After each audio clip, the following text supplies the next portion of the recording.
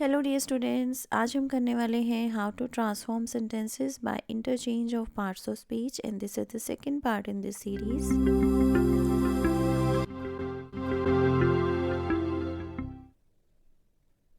Smoking injures health. देखिए यहाँ पे ये जो वर्ड इंजर्स है वो एक वर्ब है। ओके, एज अ वर्ब हमने इसे यूज़ किया है और इस सेंटेंस का मीनिंग है स्मोकिंग हेल्थ को नुकसान पहुँचाती है।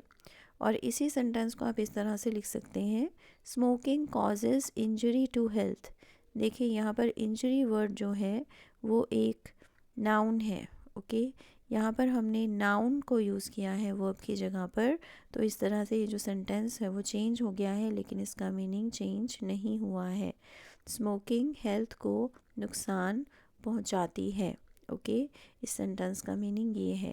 तो आपने इसे ध्यान से समझना है कि इंजर्स वर्ड जो है वो एक वर्ब है और इंजरी वर्ड जो है वो एक नाउन है। तो अभी हम देखते हैं एक और sentence, I listen to him attentively. देखिए यहाँ पर ये जो वर्ड है अटेंटिवली वो एक एडवर्ब है और इसी सेंटेंस को हम चेंज कर सकते हैं इस तरह से, I listen to him with attention. Attention word जो है वो एक एब्स्ट्रैक्ट नाउन है। ओके, लेकिन दोनों ही सेंटेंसेस का मीनिंग सेम है।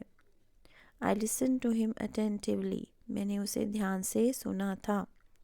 I listen to him with attention, इसका मीनिंग है कि मैंने उसे ध्यान के साथ सुना था। ओके, यानी कि मैंने उसकी बातों पर ध्यान दिया था। He is proud of his wealth. देखिए यहाँ पर ये जो वर्ड प्राउड है वो एक एडजेक्टिव है। Okay, he is proud of his wealth. आप इसी सेंटेंस को इस तरह से लिख सकते हैं, he takes pride in his wealth.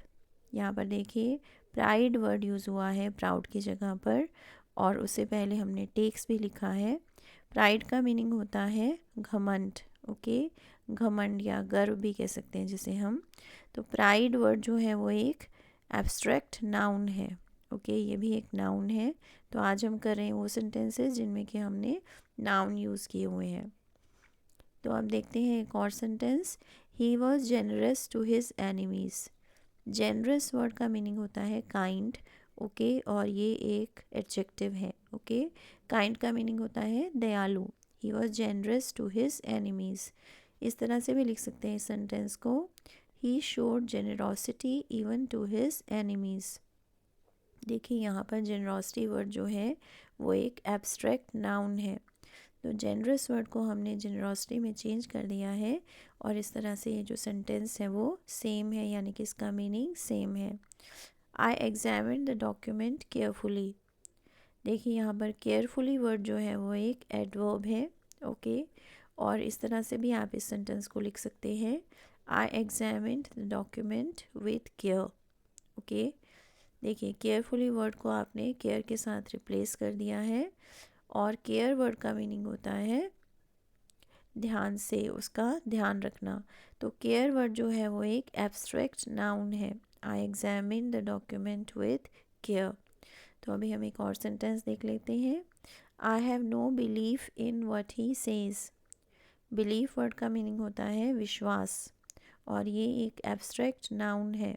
Okay, तो यहाँ पर आप इस तरह से इसे चेंज कर सकते हैं, I don't believe in what he says.